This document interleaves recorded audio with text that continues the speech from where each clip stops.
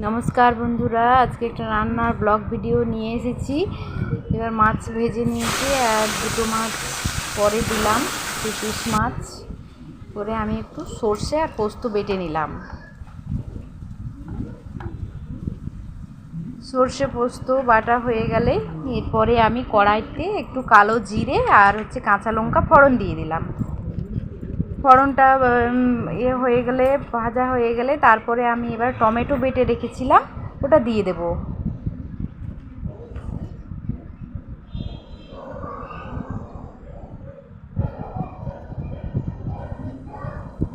দেখুন টমেটোটা দিয়ে দিয়েছি। এরপর টমেটোটা একটুখানি ভেজে নেব। একটু টমেটোর যে কাঁচা গন্ধ সেটা চলে যাবে। এরপরে আমি ওখানে যে সর্ষে আর পোস্ত বেটে রেখেছিলাম সেটা দেব।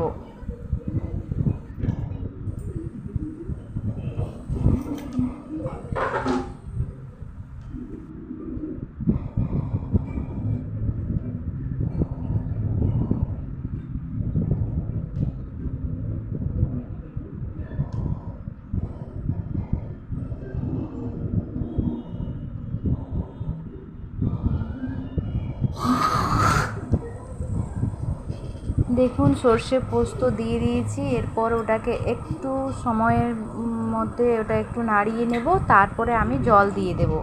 যে জলটা ফুটতে থাক, ততক্ষণে আমি দেখে আসি আমার ছেলে কী করে ওই রুমে গিয়ে।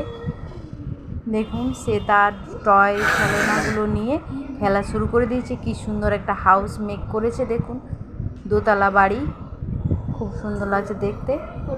এদিকে আমার ফুটে গেছে ঝোলটা, এবং সেটা একটু পরে আমি ঝোলটা একটু টেনে নিলে, জলটা কমে গেলে আমি ওটা নামিয়ে নেব। রান্না প্রায় কমপ্লিট। কেমন হয়েছে বন্ধুরা জানাবে। ভালো হলে একটা লাইক, কমেন্ট, শেয়ার করে দেবে। Thank you.